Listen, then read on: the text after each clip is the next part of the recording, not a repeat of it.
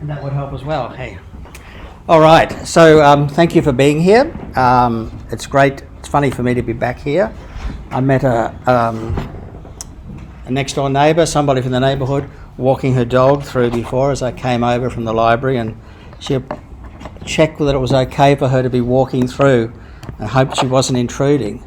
And I said, well, I've spent most of my adult life here, but I don't work here anymore, so make yourself at home. So it's a funny kind of place for me to be back here, but it's a great opportunity to talk about some topics that hopefully are relevant to your ministry in the different schools where you work. Bring you greetings not only from Christchurch Cathedral in Grafton and indeed from Christchurch Anglican in Nazareth, but also from Clarence Valley Anglican School, where I'm chair of the school council, but I'm also the kind of de facto head of the RE department. One of my first jobs when I got there and started to help out, and I asked to see their curriculum framework for religious education, and they didn't have one after 21 years. Guess what I said about writing? So I have some skin in the game, as well as being a priest and a biblical scholar, a lecturer here at the college from time to time. So let's. What we're going to do in this first session is to take the example of Nazareth as a kind of a test case to explore some of the issues, and feel free to interrupt. If we don't get to the end of the lecture in the time we have, that's okay. There are umpteen dozen examples of this lecture online already. But let's make it as interactive and explore the questions that come up. And I guess the core question is, how do we connect for ourselves and for our students? How do we connect the tradition, our own faith story, and then the story of particular places and the insights or the light or darkness, as the case may be, which archaeology and other historical research might be offering. One of the challenges for us, none of this is in the lecture, but one of the challenges for us is that I think we've mortgaged truth to historicity. And that's a bad deal, okay? Doesn't work all that well. I'm basically, my field of scholarship is mostly, I guess, history. Being a priest is a bit of a sideline. That's gone for 42 years as of yesterday. But I think the church has made a mistake when we mortgage truth to historicity. Okay? So, and that'll be a thread that runs through this. We want our kids to be questioning truth and exploring meaning, and along the way, history can be a tool that helps. It can also be a field of knowledge which challenges the tradition. And so we have to ask ourselves sometimes, what kind of truth is in this story? And we certainly, it's a sort of category error if we think of archaeology which deals with subjects that are relevant to the Bible as biblical archaeology. That's a phrase that has disappeared from the lexicon of scholarship because it privileges Bible versus the artifact. We do archaeology as archaeologists, and the truth lands where it will, the facts land where they are. We no longer have the Bible in one hand and the spade in the other, looking for stuff to prove the Bible. We're trying to understand the past so that will enrich our appreciation of Scripture, so that will give us wisdom for life today. It's that kind of a spiral. Anyway, we're already over time because none of that was in the talk. So let's start with this slide of the entrance to the Church of St. Gabriel, the Greek Orthodox Church of St. Gabriel in Nazareth, in the square there. This little church is actually only about 250 years old. One of the sad facts about Nazareth is that the population has been totally massacred several times over the last 2,000 years. Okay? We've done it to the Jews, the Muslims did it to us, we did it to the Muslims, and now the Israelis are making life pretty tough for the Palestinians, of which Nazareth is a major Christian town, of course. So It's a site of conflict. It's a site where identity and religion and politics and power are all intermingled. Nothing like that has ever happened in Australia, of course. At least not before 1788, perhaps. So it's a place where you get some interesting reactions if you ask historical questions. I guess the most exciting time I gave a version of this lecture was doing it in Nazareth. Happened to be Australia Day 2015. The church, Christchurch, was packed. It made stories in the local newspapers, Arabic newspapers, had photos and transcripts and so on, and they were not happy, Jack, with the general direction. They liked some of the bits, but when one of them asked, the synagogue church, brackets, where my family worships, is that the church that the synagogue Jesus spoke in?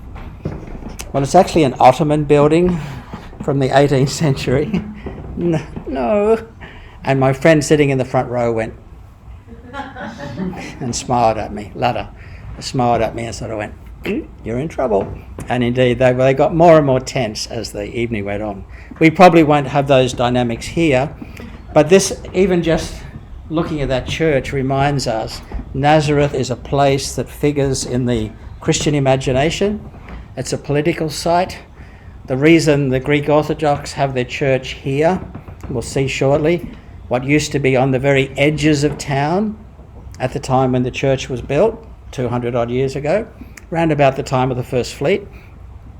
This church was built, and they built it there because it's over the well, Mary's well, of course. But they built it there because the Catholics had the really good spot in town and they weren't going to share. And the Greek Orthodox hadn't been allowed in town for the best part of 1,000 years. So when they arrived with a bit of money from Russia to kind of set up some Greek Orthodox church presence, sort of ecclesiastical imperialism, the only bit of turf they could buy was out. Why did you go out? Go like on the other side of the cemetery. Okay, like really seriously outside town. And so guess where the Greek bishop's house is? Guess where the Russian Orthodox pilgrim hostel was built? Guess where the Church of St. Gabriel, the church at Mary's Well. Okay, so it's a city which has a large Christian population. They are deeply invested in the tradition as part of their identity. And even the suburbs, in the older part of town, there's the Greek Orthodox suburb, and there's the Latin suburb, as they call the Catholics, and there's the Coptic section of town and so on.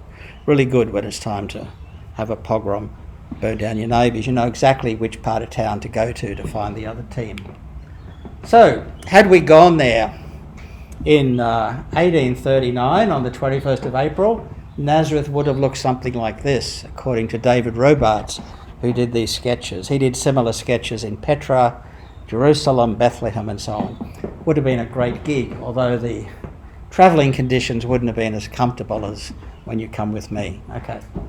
So on the outside of town, you've got the well, and the kind of complex in the middle was the village with which the Catholics purchased off the local Muslim warlord in the 17th century, which is why the Greeks couldn't get in to have a holy place there. Okay, so politics, history, identity, power. It's all part of the story. So let's talk and think a little bit about the problem, inverted commas, the question of first century Nazareth. Comes as a surprise to many people that there is a problem. We all know where Nazareth is. Like, you can Google it, it's there. I mean, you Google Maps, you can see it, Google Earth, whatever. But actually there are serious questions about about the existence of ancient Nazareth, or Nazareth in ancient times, both about whether it existed and also about its location. Now, they're obviously different questions. Nazareth could have been a real place, but not where the modern town of Nazareth is. Or Nazareth could have been an ancient village, right where the modern town of Nazareth is, or it could have been a made-up village. Okay, any number of variables there. Straight away, there's enough to start making some kinds of Christians start to feel uncomfortable, okay? Even just to articulate those different possibilities. And this is one example of what's called the Maximalist and the Minimalist debate in history, and certainly in ancient history. Those of you that teach in the history faculty will probably be well aware of this.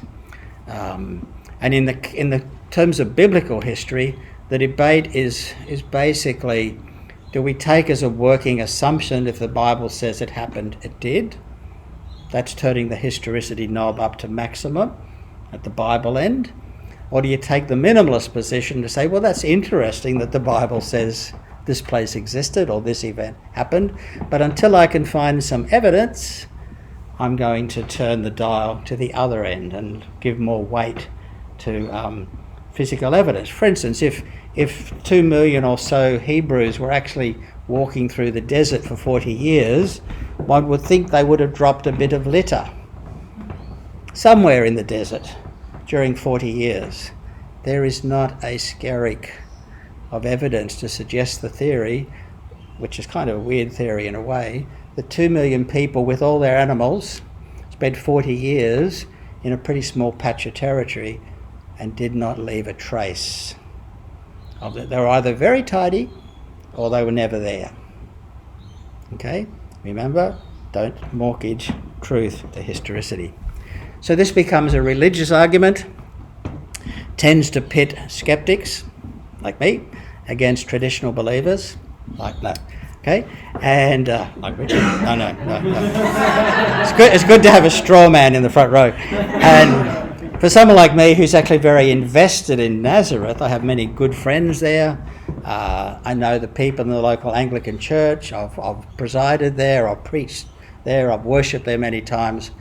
I really want Nazareth to be the proper place. I mean, that matters to me, just as it mattered to my friend in the front row. You know, it matters, not quite in the same way, but you know, it's a significant personal issue for me as well. So the main bit of data we're dealing with is that in the New Testament, Jesus is frequently referred to as Jesus of Nazareth or Jesus from Nazareth. Okay. And there are 29 times where we find the word Nazareth mentioned in the Bible, and guess what? None of them are in the Old Testament. Okay. Now that's not surprising, because the northern end of Galilee wasn't really Jewish territory or Israelite territory or whatever, 1000 BC or even 900 or 800 or 700. So the Old Testament is much more concerned about Jerusalem than it is about the northern frontier. But it's still an interesting fact. Nazareth it's a place that has zero theological pedigree. Contrast that with Bethlehem. Jesus is supposed to have been born at Bethlehem, at least according to Matthew and Luke, but not once is he ever called Jesus of Bethlehem. Okay? So the historian says, you wouldn't invent Nazareth as a birthplace for somebody who you wanted to give theological cachet to, but you might invent Bethlehem as a place of birth, because that gives good theological and royal pedigree to your preferred prophet. So the historian goes, what's going on here? Okay? In terms of story, history, meaning, identity, and so on. So none of them are in the Tanakh. All of them are found in the New Testament. They're only found in the Gospels and the book of Acts. In other words, never in Paul. Okay? Paul not once refers to Nazareth. Okay? And he wrote, he's responsible for in some way between a quarter and a half of the New Testament, depending how much Pauline influence you think is in Luke and in Acts. And it's mostly in the phrase, Jesus of Nazareth. Only very occasionally does it exist as the name of a town being described in the story, like Jesus went to Nazareth where he had been brought up. That's a relatively rare occurrence. It's normally Nazareth occurs as a way of distinguishing this Jesus from all the other Jesuses, of which there were many in the first century. It was a very common Jewish name. Joshua was a very common Jewish name. we're going to retrieve history out of the Gospels, we might want to note that according to Mark, Jesus' siblings were Jacob, James, Joseph, Jude, and Jesus himself, Joshua. I mean, this is a family that's giving their kids really significant Old Testament names, particularly linked with the patriarchs, or in Jesus' case, the conquest of the land. So this is a way to talk about Jesus when he is somewhere else. People in Nazareth didn't say, oh, here's Jesus of Nazareth. They said, oh, here's Mary's kid. We know him, his sisters, who we never name. They went to, well, they didn't go to school, they're girls. But they're in town with us. We know them. We got this guy, okay? And as I mentioned already, Jesus was a very common name. As was Mary. Half the Jewish girls in Palestine in the first century were called Mary. So if you walked in a room and said, Miriam, half the women would say yes, okay? And it was almost like that with Jesus. So he was distinguished when he's down at Capernaum by the fact that he came from Nazareth. So what's the story about Nazareth? Well, since the time of the Crusades, roughly, say 1000 AD, 1000 Common Era, Nazareth has typically been around about 1,000 people. Okay. In 1918, when the British did a census, there were 8,000 people in Nazareth, most of them Christian. 1948, that had grown to 18,000. Again, most of them Christian. Many of them, by the way, had relocated from southwest Syria to come into Nazareth because it was seen as a safe city where they wouldn't be persecuted. Again, politics, identity, culture, so on. By 1961, so from 1948 to 1961, population had jumped to 25,000, mostly because of displaced Palestinians moving from the villages around Nazareth and finding refuge in Nazareth, because again, Nazareth had survived the Nakba, the War of Independence, as the Israelis call it, the Nakba, the catastrophe, as the Palestinians call it. And so Christians from Tiberias, which is about 25 k's away, as well as Sepphoris and numerous other little villages around Nazareth, relocated to Nazareth, whether or not they were Christian. The Christians in Nazareth literally threw open their doors. They had strangers sleeping on the floor of their lounge room, because these were refugees fleeing the Israeli soldiers. Thankfully, there was a brave and rebellious Canadian Jewish officer who refused the orders to depopulate Nazareth during the War of Independence, and he stalled for 2 days until Ben Gurion blinked, and then the next day he was relieved of his command. But Nazareth survived. Okay? And I've spoken with folk who were there, school children, high school kids, the day they watched the mayor walk up the street with a white sheet tied to a broomstick to surrender Nazareth to the Jewish soldiers at the top of the hill. Okay, that's the story of Nazareth in our lifetime. Today it has about 65,000 people, and it's about 2/3 Muslim. And until the current mayor had always had a Christian mayor. So it's very well attested in the Crusader period, which is around about 1000 to 1200. Very well attested in the Byzantine period, which is basically 400s, 500s, 600s of the Common Era. The question is, of course, can we go any further back? What evidence do we have? We know it was there in the 7th century. Was it there in the 1st century? That's the quest for the historical Nazareth, as you like. Or as some authors like to suggest, has it been invented by the Roman Catholic Church to provide a pilgrimage destination and a cash cow for pilgrims? That's a disgruntled Roman Catholic writing that book, of course. Okay. And of course, that all ignores the issue of whether or not current Nazareth was in the correct spot. And there are people who argue that actually it should have been was on the next hill further over. Okay. At one level, it doesn't matter, I would suggest. We actually don't need to know where Nazareth was to understand Jesus. But knowing something about what Nazareth may have been like in the first century can inform at least our mental picture of what Jesus may have been like. Okay? Any pause for a second? Any questions, queries at that point? You all right? You can sit at my feet if you like. No. All right. So the background to this is that particularly in the last 30 to 40 years, there's been a huge investment in archaeology in the Galilee. So bear in mind, archaeology is linked with imperial power. Okay? Modern archaeology has its origins with Napoleon. Okay? It flourishes through the 19th century when the British and the French and the Russians are competing with each other to gently, more or less, break up the Ottoman Empire and grab the bits they wanted. Why did Napoleon want Egypt? Because he didn't want the British to have easy access to India.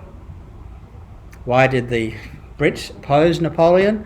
Why did they reinforce and supply the Ottoman garrison at Haifa, at Acre in English? Because they didn't want Napoleon to capture Acre. And he never did. 2-year siege, he never captured the city because the British ships were coming in by night, giving them ammunition and food and all the rest. So what's going on there? Well, it's power politics. So what happens in the 1970s and 1980s in particular is that once Israel is in total control of the north and the Golan Heights have been occupied and taken off Syria and so on, then there's the kind of space for a lot of, then you can let the college students go there and be the slave labour to do all the digging through summer for the archaeologists. So you have a whole lot of work of researching the archaeological history of Galilee. And one of the consequences of that is we have a much better idea of changes that were happening in Galilee in the 1st century BCE through to the 1st century, in fact, from about 200 BCE really right down to about 200 CE. The significant point is that around about 100 BCE, Galilee is conquered by the Hasmonean dynasty in Jerusalem and becomes Jewish.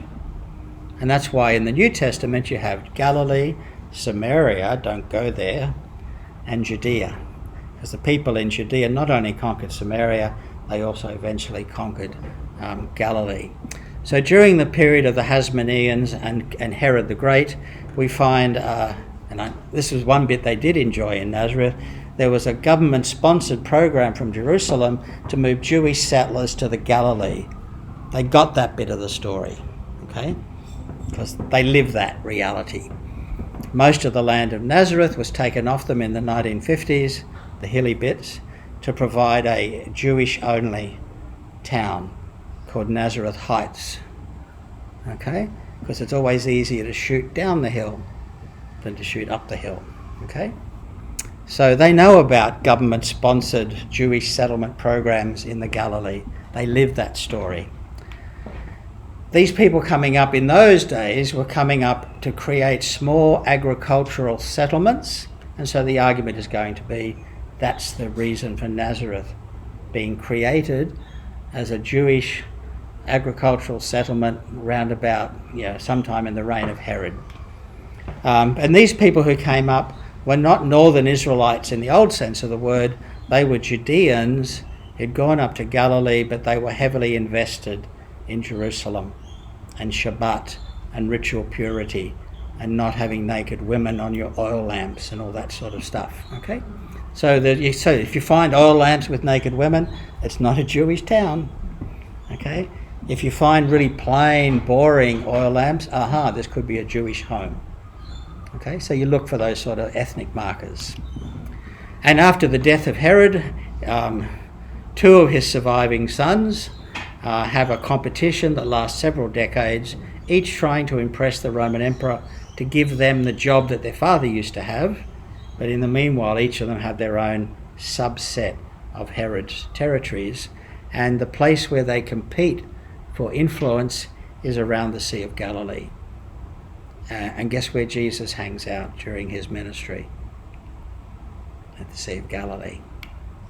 So, part of all this and part of the research that's been going on is to really try to understand the significance of Sepphoris, village just a couple of kilometres away from, a town just a couple of kilometres away from Nazareth, and Tiberias, which was founded by Herod Agrippa, named after his school friend, Emperor Tiberius.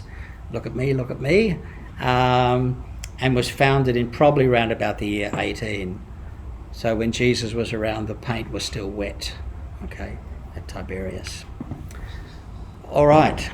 So I don't think we'll take the time to go through and discuss the different New Testament references, but I'll just flick through them briefly so you get a sense of what's going on. So we'll just quickly run through, starting with Mark. Very simple.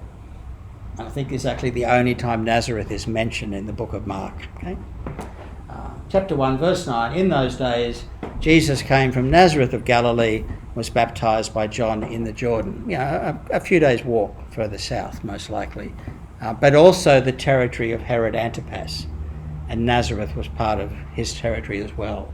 So Jesus is staying inside the Herod Antipas bubble, as John the Baptist was as well. Remember, John gets his head cut off by Herod Antipas because of his comments about his marriage arrangements. Another famous example is found in Matthew, and Joseph made his home in a town called Nazareth in order to fulfill what was said of the prophets. He will be called a Nazarean. Matthew, of course, would have failed Synoptic Gospels at St Francis College, because that reference to the Nazarene has nothing to do with Nazareth. It means not drinking wine, living with a vow, okay? Joining the Christian Temperance League. It's nothing to do with Nazareth, okay? But remember, from Matthew, the Holy Family live in Bethlehem when Jesus is born. That's why the wise men go there. Whereas in Luke, Mary and Joseph come from Nazareth, and they're only in Bethlehem accidentally because they've gone there for the census. So Matthew has to get Jesus up to Nazareth at some point, and this is how he makes that transition. Gospel of John, interestingly, has two references. This one where Philip is very excited, goes to get Nathanael and says, "We've found this amazing guy, Jesus the son of Joseph," interesting, "from Nazareth." And we see the classic response, Nazareth, like, "You have got to be kidding. Nothing good has ever come out of Nazareth, and the prophets have never even mentioned Nazareth." Category error, Philip. Okay? Rough translation. And the other one in John is much later, chapter 7. And again, they're actually discussing the point. This can't be the Messiah, because we know the Messiah has to come from Bethlehem, and this guy comes from Nazareth, so he can't be the Messiah. Interesting point, okay? There's lots of interesting stuff in John. Okay, so while Nazareth is not there, but we know he's from Galilee. And then a bit later in the same conversation, search the prophets, you'll see that no prophet is to arise from Galilee. We get a whole lot of references in Luke and Acts, but that is partly because Luke has the infancy stories, the Annunciation, and all the rest in the first couple of chapters of Luke. So guess what? Nazareth gets mentioned several times in the first two chapters of Luke's Gospel as a town, not just in the phrase Jesus of Nazareth, but Nazareth, the town in Galilee, where Jesus' family comes from, where Jesus spends his entire childhood. Didn't go to India, didn't go to Tibet, didn't go to Walsingham, okay? He just stayed in Nazareth because that's his hometown. And then we're still in chapter 2. And then, of course, the famous scene in chapter 4, when Jesus came to Nazareth, when he was brought up, he went to the synagogue, not the Ottoman building, but he went to the synagogue, the first century synagogue, and so on. Okay. That's it for the biblical references to Nazareth, other than the numerous times when evil spirits or people say, "Oh, we know who you are, Jesus of Nazareth," like Jesus from nowhere. Jesus who has no theological pedigree, Mr. Nobody. Okay, that's almost what Jesus of Nazareth means in the first. It's like Jesus from Logan, Jesus from Grafton. Okay, not going to have any pedigree. Okay, now of course as time goes on the tradition gets stronger and stronger, and we find that in the Infancy Gospel of Thomas and in the writings of Irenaeus, who's writing around about 175. So time is going by, these traditions becoming more established. We find a reference to Nazareth in the one reference only in Justin Martyr's dialogue with Trypho, which was an anti-Jewish polemic about 165 of the Common Era. So this becomes a bit of a meme in the 2nd century. Okay, the 1st century text, there's not very much. And actually all of these, Gospel of Thomas and Irenaeus and Justin Martyr, they're all basically quoting Luke, because they're talking about the infancy traditions out of Luke's Gospel. So we know where that meme has come from. And in the case of the Infancy Gospel of Thomas, they even think that Nazareth is just a couple of kilometres away from Jerusalem. Like they really don't know what's going on in the story. Okay. So there are some other early Christian texts. We won't find any early texts that are going to mention Nazareth. Just summing up, even Josephus, who's a contemporary of Paul, he's the commander of Jewish forces in the Galilee during the Jewish-Roman War from 66 to 73, till he changes side and becomes the political advisor to Vespasian. He mentions a number of the villages around Nazareth. He doesn't mention Nazareth. Okay. Again, like the Old Testament, argument from silence is ambiguous. Okay, he may have not mentioned Nazareth simply because it had no strategic significance, whereas other towns he mentions were villages on high points that actually had some military significance. There's a fragmentary inscription from Cesarean Maritima, which comes from the 4th century. And I love this. It is just those 3 little bits. I'll go to the next slide. So it's these 3 bits here. Okay, one little chunk there, one little chunk there. But there's enough pieces in those 3 to allow us to reconstruct what kind of inscription it was. And it's actually a list of towns which were kosher for a Jewish priest's family who were no longer functioning in the temple to nonetheless live and maintain purity. And one of them is Nazareth, which is this one right in the middle, this one here. Okay, oops, Nazareth.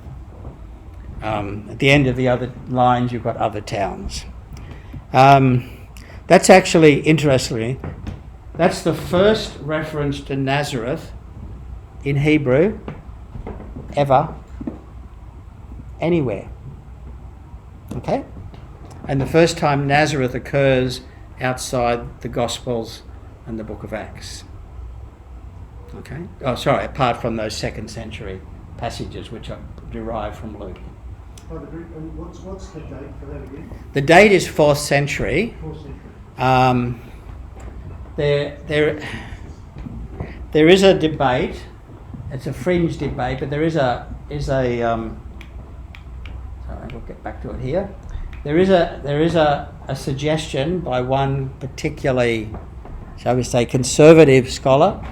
I don't mean by that a conservative like an evangelical, but conservative in terms of some of his approaches to history and in particular, and also somebody who doubts the existence of Nazareth. So he's got an axe to grind is what I'm trying to get at. And he's tried to explain that this fragment was found after hours at the dig at Caesarea by somebody who later on in his life was found to be a not very honest character.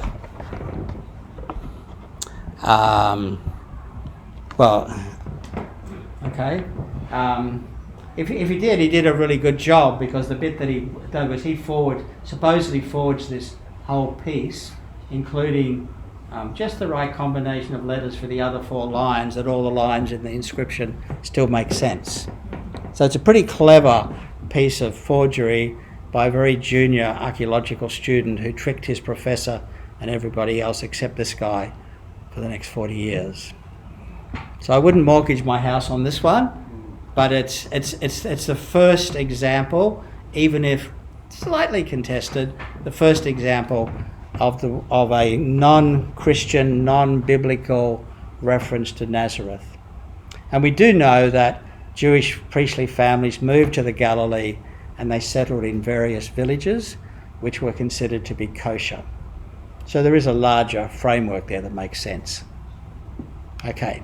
And of course, by the time we get to the Byzantine period and the pilgrimage trade, everybody knows about Nazareth, and we have pilgrimage diaries describing the three churches in Nazareth.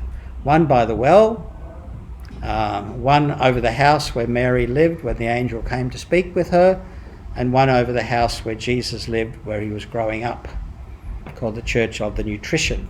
And they describe these three churches, and each of them had their own particular shtick in terms of the pilgrims, why you would come. I mean, Mary's well, that's the well where the angel spoke to Mary outside of the New Testament.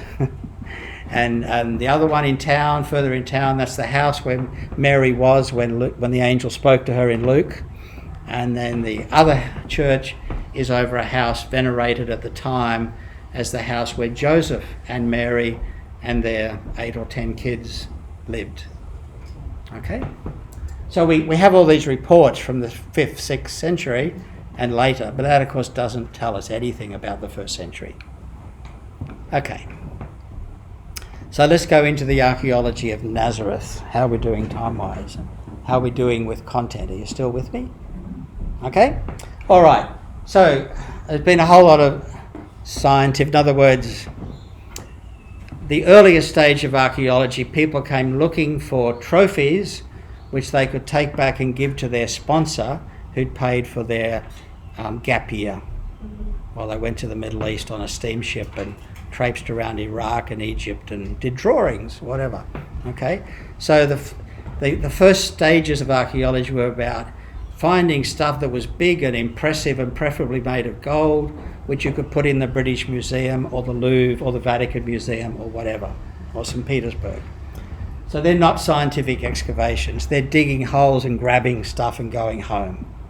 Scientific archaeology begins to pay attention to what's around, going down methodically, not digging holes, peeling onions, as it were, taking 50 mil at a time off the layer of the surface and recording everything as you go.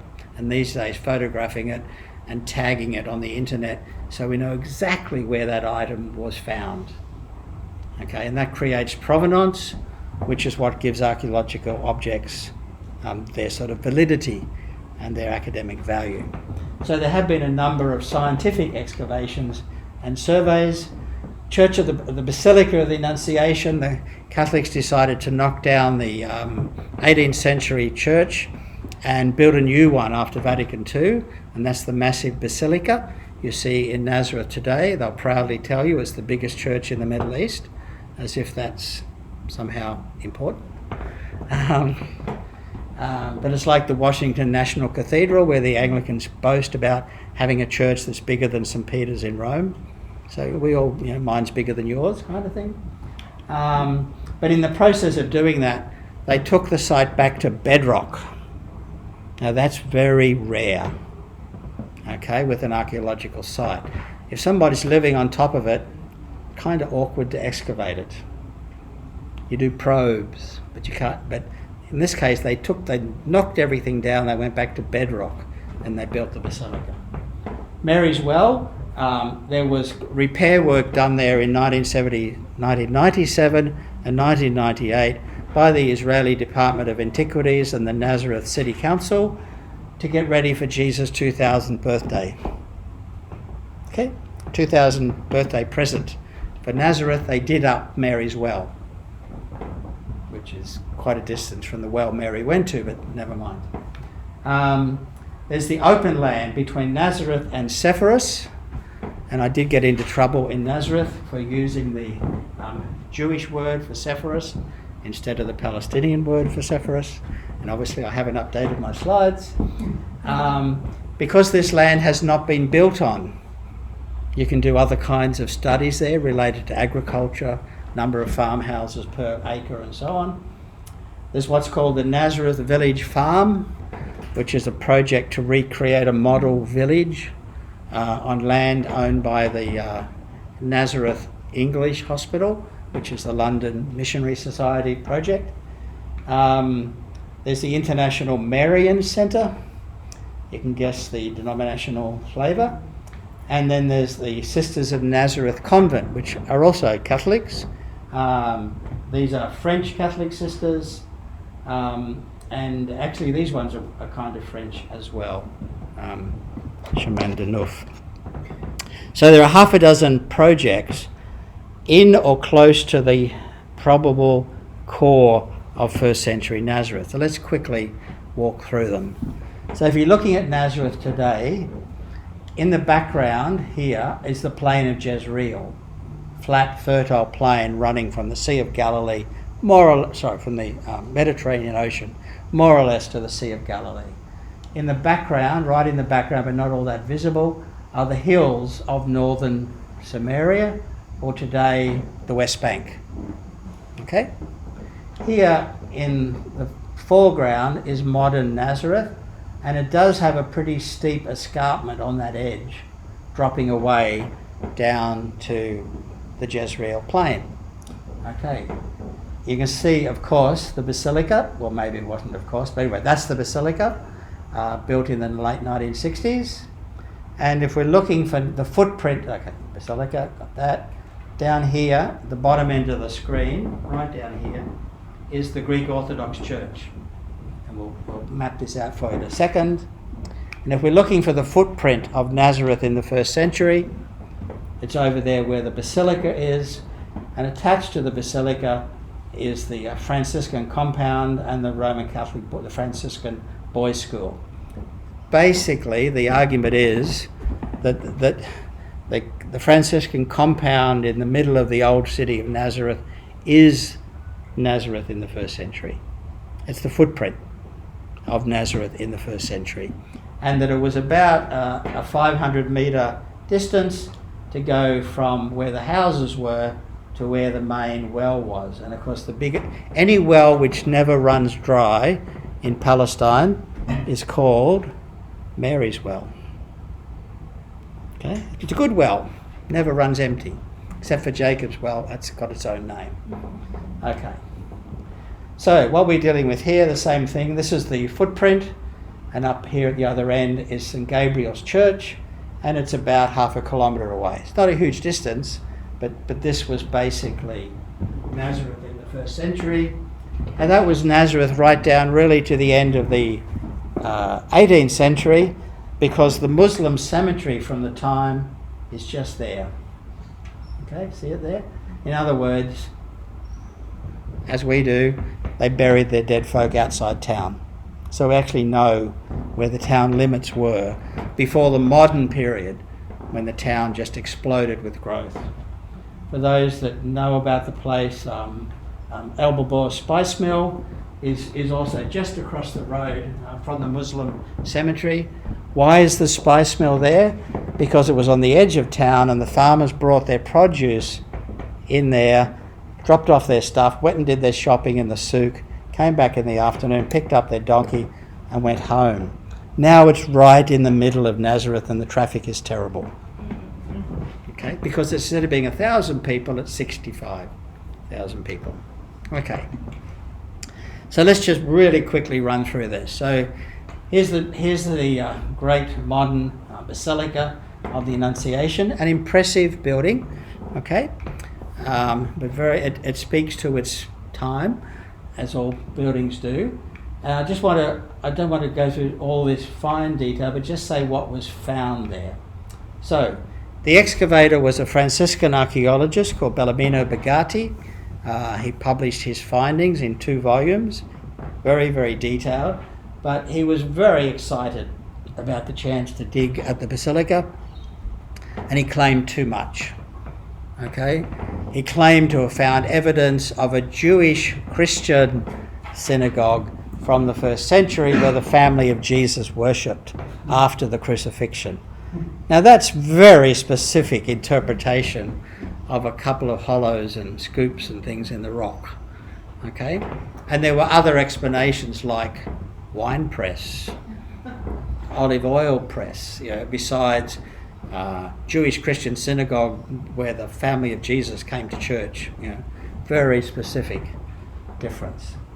But what he did find is significant, and it's things like underneath the basilica are all these natural caves. Now that's fine. They run all the way to Mary's Well. The hills are filled, as it were, that's a bad use of words, with caves because of the structure of the rocks. And the caves were used as ready for occupancy homes when the Jewish settlers first arrived to start farming in the area. They could live in the caves, they could store their produce in the caves, they could hide from the bandits in the caves, and as they became more prosperous, they began to put structures on top or in front of the cave, and the cave became the shed, the storeroom, because it stayed nice and cool in summer. Okay. So we see some of this, but we also see, there's a little bit of it here, there are some unnatural sharp edges to the rock formations. Even here, there's some in other words, even the bedrock has got the hallmarks or the leftover marks of being shaped to support structures. Because if you just build a little stone house on top of a stone sloping ground, it's all going to end up down the bottom of the hill. Okay, you've got to cut notches. So what that tells us is there were people here. We can tell by some of the artifacts. So these are what they call rock hewn elements. Some of them going back to the Iron Age, 1,000 years earlier. Some of them from the Roman period, which basically means 1st century, Common Era and BCE. Mostly these were used for wine presses and for also olive presses. They had passages connecting them, because if you didn't want to pay your taxes, you just went to ground and disappeared into the cave labyrinths. There's another labyrinth story. They found bell-shaped water cisterns designed to capture the water when it does rain, channel it into the underground cisterns, keep it there for the dry summer, and so on. Smaller bell-shaped silos, and some of them having 2 or 3 levels superimposed. So these were fairly sophisticated agricultural storage systems. Okay, and this is just an attempt to have a close-up of one of those grooves, which is not a natural geological formation. So I'm just sort of quoting from an Israeli archaeologist here, Yadena Alexandra, and this is probably the most significant part from her summary. All of these findings consolidate the idea that the area of the modern Franciscan compound was the nucleus of a small Roman period village. And Yadena Alexandra has done several of the excavations in Nazareth, and she works for the Israeli Antiquity Authority. And she's not a Christian, she's got no pro-Christian theological axe to grind, as it were. Quickly switching down to Mary's Well. This is the shiny, renovated Mary's Well. Happy birthday, Jesus. 21 years ago. But the side of the well that I'm much more interested in, we're going to do it this way, okay. So I mentioned the rescue and restoration work that was done in the 1997, 1998. Detailed report came out typically late 2012. It's about 500 metres away, which we knew, we expected that. The actual well is somewhat further up on the slope, even further up than the Greek Orthodox Church. But historically there have been wells, if you like, water collection stations, and when it was convenient or desirable, for example, to move, once somebody built a church over the well, that was really good for church services, but it kind of complicated the collecting of the water. So eventually they took a channel out of the church down and put another water collection point, and that's what you see there today. So what we end up with is, this is the well inside the church. These buildings are from the Crusader period. It's now part of the Greek Orthodox Church from a much later period. What we end up with is actually a water system, not simply a well. There's a spring, there's the well at the church that the spring runs into, and then there's actually a water channel that takes it out into the town square. Okay. Now, the interesting thing about water systems, is everything flows downhill. No matter where it gets dropped into the system, it's going to end up in Mary's Well down by the main road, because it eventually will get washed down the slope. The kinds of things that you're going to find at the well are the things that ladies have with them when they get sent out to collect the water. So you're going to find earrings, you're going to find rings, you're going to find, oops, I just dropped Mum's favourite jug into the well. So we find pottery, we find coins and so on, as well as jewellery and other artefacts. And they all washed, no matter where the well was at the time, they all end up in the mud in the bottom of the well, and they were found in 1997, 1998. Okay, because every now and then you need to clean the well. It silts up. The well, you need to clean the water collection point at the end, at the lowest point of the system. And so typically we know that the well was previously cleaned. Isn't it attractive? This is the back end of Mary's Well. We know it was last maintained in the Mamluk period, okay, which is about 500 years earlier. Okay, but as far as the records would show, nobody had any money to clean up the well in that 500-year period. That speaks to the poverty and the level of infrastructure development and so on of Nazareth in the 16th, 17th, 18th, 19th century. Okay, now you can actually see the reason this is attractive is not the plastic bottles, but the fact that you can see different kinds of stonework right up to the modern stuff that was put in 1998. So you can see the well has had a history. Here's actually part of the channel, down here, part of the channel coming from the church, and the water's going to end up in the well and be collected, or in the water system and be collected. The well itself is not the point here. What's really interesting, at least for me, is that even in 1997 they found 165 coins. Now the place was cleaned out 500 years earlier, but maybe not with the same fine eye of a modern council worker who are famous for their attention to detail, right? So they found 165 coins, 16 of which were from the Hasmonean and Herodian period, 1st century coins, Herodian coins basically. Even though the well must have been renovated and worked over several times, amongst the 165 coins there were 16 from the 1st century. So it's kind of slam dunk that this place existed. Whatever it was called, it existed in the 1st century. Okay. Now, of course, as always with archaeology, you're dealing with what chance has left to survive and be found. Okay? Nobody said, gee, we better put a few 1st century coins in here, so when they're getting ready for the 2000th birthday of Jesus, they'll find some. It's just there happen to be 16 1st century coins in the mud in the bottom of the well. They didn't find a pussycat, but they did find 16 1st century coins. This is the Wadi Safaria, to use the Arabic name, Wadi Safaria, in other words, Sepphoris Creek, and there it is. Whoa! Okay, big one. Makes Oxley Creek look really impressive. Okay. So it's not a big creek, and this is the open valley between Sepphoris, the city, up on the back hill, and Nazareth, the village, just over the hill on the other side. Now, a whole lot of research has been done in this agricultural space because it's not been built up. As you can see, it's even now, it's still used for agriculture.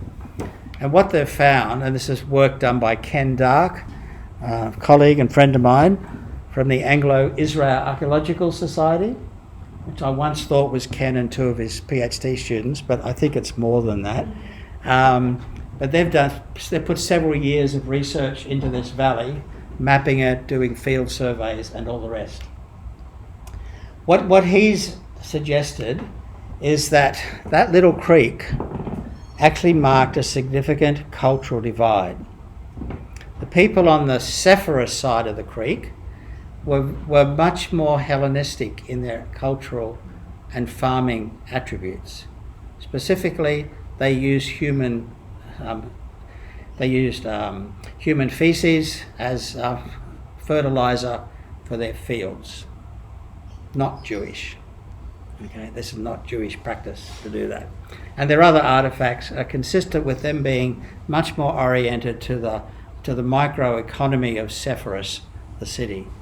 The guys on the other side of the creek closest to Nazareth would have none of that. They didn't go to Sepphoris. They imported their stuff from Jerusalem because they wanted kosher, Jewish pottery and Jewish oil lamps and so on. They used limestone cups and saucers and plates because they were pure, whereas pottery can't be kept ritually clean. So you can actually see on either side of that creek that I could probably jump over, okay, there's a significant cultural difference.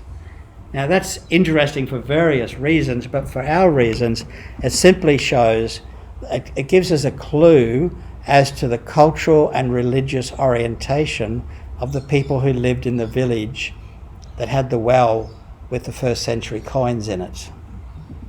Okay? They wouldn't spend those coins at Sepphoris. They'd walk all the way to Jerusalem to spend them, rather than go to Sepphoris. Okay, he actually says that his original specialty was looking at contours of Roman presence in the United Kingdom, looking at the difference between areas of Britain controlled by the Romans and areas of Britain controlled by the Welsh and the Scots and what have you. So that's his kind of specialty, is looking for cultural demarcations. And he says that the difference here is clearer than anywhere else in the Roman Empire in the first century. Okay, that's not my research, that's Ken's conclusion. Then there's Nazareth Farm. So this is a relatively rare, it's an open space inside modern Nazareth. It was purchased by the Church of England, the London Missionary Society, back in the 19th century. They set up a hospital sponsored by the Church of England. Across the road there's a French hospital sponsored by French-speaking Catholics. A couple of streets away there's the Italian hospital sponsored by Italian-speaking Catholics.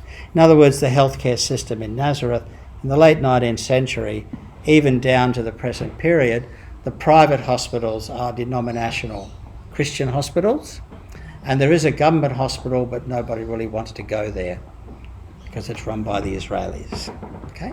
It's all part of that cultural resistance that we saw earlier. So on the land owned by the London Missionary Society for the Nazareth Hospital, there was some vacant land, and they had the idea of developing a first century model village to let tourists see what Nazareth might have been like. And so they did a whole lot of excavations first, as you have to do, just to kind of check what's there. Okay. Now what they found was there were no domestic structures here in the first century. In fact, never. For 2,000, well, ever actually in history. No one's ever built a house on this bit of land, even though now it's inside Nazareth. Okay? But they did find lots of pottery. So people were going there, but they weren't living there. So where did they live? Well, 500 yards that way is Nazareth. Old Nazareth, first century Nazareth. And 500 yards further is the well. Okay? So mostly the pottery there is from the late Roman and early and Byzantine, so we're talking 3rd, 4th, 5th, 6th century. There was some Hellenistic and some Greek and some early Roman pottery, and their interpretation was what we have here is some of the farming land which was worked by the people who lived in that village over there, whatever its name is. And occasionally they'd drop their lunch or their drink bottle and that's why you find broken pottery from the early Roman through to the Byzantine period. There's also an ancient olive press there, and that again reinforces the idea that this was an agricultural space. Really quickly. In the background here is actually the Anglican church, and now has a little spire on top, but that's the Christ Church in Nazareth. Grafton Cathedral, of course, is Christ Church, and the church up by Lang Park is Christ Church. It's just 100 yards away from the Basilica. When we built that, the Basilica was a much smaller building, but then, of course, in the 1970s, they built a dirty big Basilica, and now the Anglican Church is tiny by comparison. In between is the convent. This building here is the convent of the Sisters of Nazareth, and I just want to mention this. So this is believed to be the site of that third church that the pilgrims mentioned. The church at the well, the church at Mary's house, and the church where and the church over the house where the Holy Family lived is the theory. Okay? That's the tradition. About 100 metres from the Basilica. They actually found stuff there in the 1880s. Interesting date for me. When they were opening the cathedral in Grafton, they were finding remains from the first century under the Sisters of Nazareth school. And when they bought the land, they were told it contained the grave of the just man, and that's why the price went up. Now, I know the grandson of the guy who sold the land, and he still thinks they didn't get enough money from the Catholics for that bit of land. Now, it was a classic example. They didn't know what they were doing. They ripped stuff out. They picked up a mosaic floor and threw it away because they wanted to have a nice place in the cave for an altar. Okay? And when the Germans came in the First World War, they took what they wanted, and it's been a bit of a mess. More recently, Ken Dark, the same guy, has just completed an extensive re-examination of all the material, and sometime later this year, a comprehensive 2-volume technical report on the excavations below the Sisters of Nazareth will appear. I'm sure it'll be in the St Francis, in the Roscoe Library, I'm sure, in due course. But I'll probably have to buy my own just because he's a friend. Now, there's lots of Byzantine material, but not surprisingly if it was a Byzantine church, but they also found some first century material, particularly what's called Structure 1, which is this place. And it's going to hurt your eyes a bit, but let me just try and walk you through it. It's a mess. On top of this is the nuns' convent. So we're looking at some of their foundations. What we've got over here are some steps from the Crusader period, coming down. So they're coming down to look at something. They've got some reason for doing that. What we've got here is some of the original native stone of the cave. And here we've got plaster, because the whole thing was plastered and painted to make it look nice. So Mrs. Joseph, or whoever, wanted the cave to look nice when it was finished.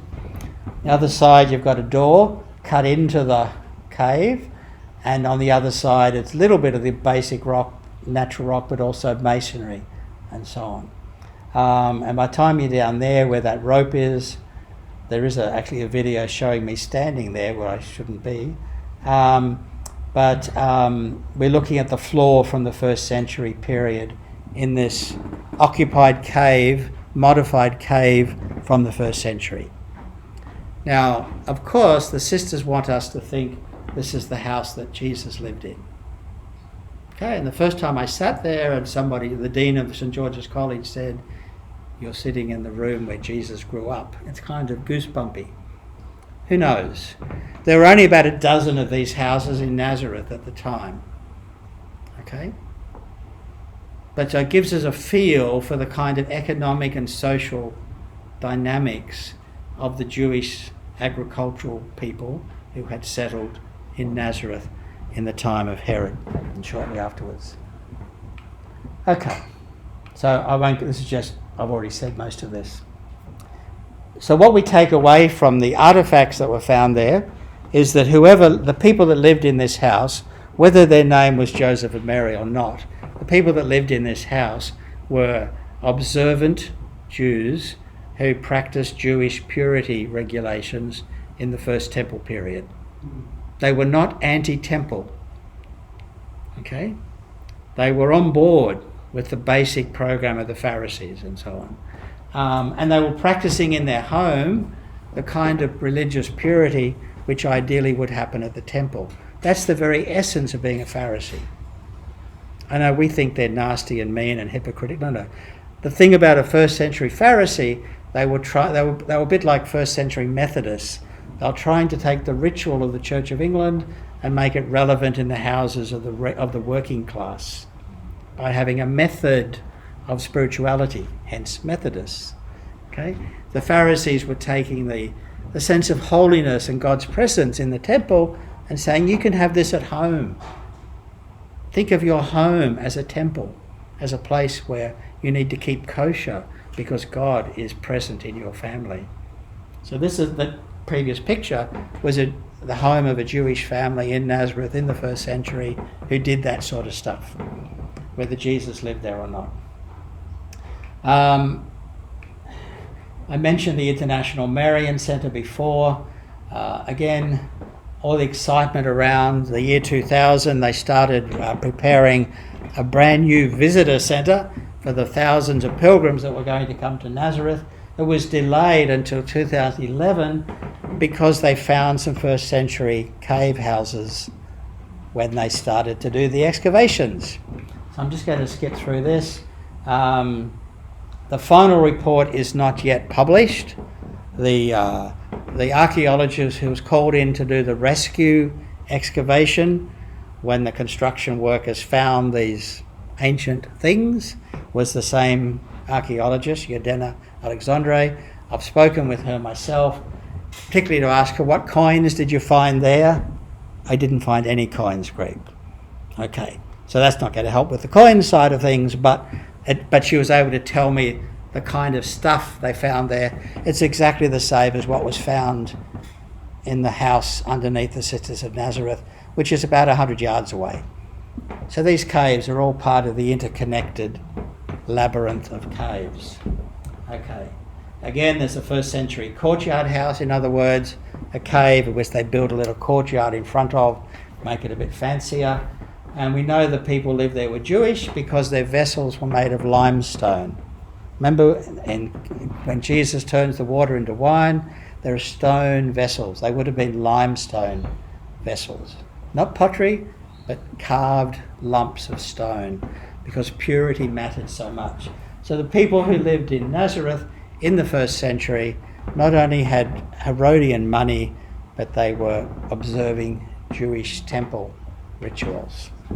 Okay, and that's just so they're just across the road from the basilica, up here, here's the road, and as they've excavated, they've found these remains, including, notice there's a very nicely shaped top to a storage cistern, which would have had a stone disc that went in the top to stop the vermin falling in.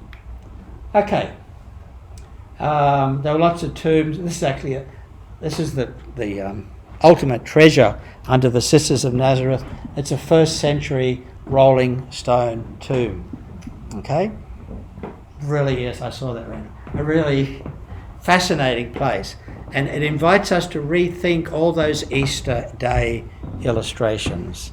The rock was not a boulder where you needed Barnes Auto to come and drag it away. The rock at the door of the tomb, and we have examples of these all through Petra and so on as well, was a stone disc which was in a slot. It's like a sliding door. You just had to roll it over and you just had to roll it back. And you'll notice it has a couple of pebbles there because actually it would be really easy to roll shut. And you don't want it to roll shut because there are no handles on the inside. Okay, only dead people in there. So this in itself is fascinating, but again, and we know that these sort of tombs were only used from about 50 BCE to about 100 CE. So again, it kind of locks in the kind of time frame for these buildings. So, again, just very briefly, a whole lot of graves have been found in and around modern Nazareth. They tend to mark the boundaries of Nazareth, more in the Middle Ages, as it were, in the pre-modern period. They mostly haven't been published yet, but they have been accidentally found when people are doing construction work, road work. The Israeli archaeologists come in, they examine, photograph, measure. Okay, go ahead with your work, kind of thing. They help us work out the boundaries of the village. And interestingly, all of these tombs, even if they're occupied over a number of generations by perhaps the same family, none of them are earlier than the Herodian period, which means 1st century. So whatever you call this village, it was there in the 1st century. It had 1st century coins. They were religiously observant Jews, and they started making tombs for the first time, because there were no tombs there for thousands of years prior to this. No continuity. Just an example, we talk about the Herodian oil lamps and the fact that they would, Jewish villages in the Galilee would get their oil lamps from Jerusalem. There's the famous Herodian oil lamps. I think there's one in our collection, isn't there, Peter? Herodian oil lamp, which may or may not be here today. There's a Herodian oil lamp. There's a Herodian oil lamp. That counts as a Herodian oil lamp. It's only the tip, but you only get one tip on each lamp. So if you find the blunt nose, you know you've got a Herodian oil lamp. Okay? There's another one up there. Okay? So there are 1, 2, 3, 4, 5 oil lamps represented there, and 4 of them Herodian. And this is an example of a lamp that comes from the more from the Byzantine period, 500 years later, kind of thing. Okay, so what does that tell us? We know there were occasional humans there way back in the Stone Age, but I mean that's hundreds of thousands of years ago. Permanent occupation begins in the Herodian period, around about 30 BCE, 20 BCE, something like that. A very small settlement. The village footprint is 500 metres by 500 metres. Another 500 metres to the well, another 500 metres the other way to the paddock. We know the people living there were Jews, came from Judea, and were very observant of temple religious practices. Probably the community was too small to actually have a synagogue. That doesn't mean that 10 men couldn't have stood in a circle under the tree and formed a synagogue. But it would mean they wouldn't, in the first 20 or 30 years, they're not going to be building a synagogue. They're going to be building oil presses and wine presses and houses and so on. They would have had a communal oven, a communal wine press, communal threshing floor, and probably fewer than 300 people, and most of them were kids, because they didn't have contraception, but they did like sex, the same as we do. So that village of 300 people is only going to be a dozen or so families.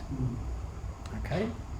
It'll be like a third world village today, with very high rates of infant mortality and large numbers of kids and not very many old people, particularly in a village which is only 1 or 2 generations since it was founded. So 20 to 25 families, that's probably way over. Probably more like 15 families, something like that.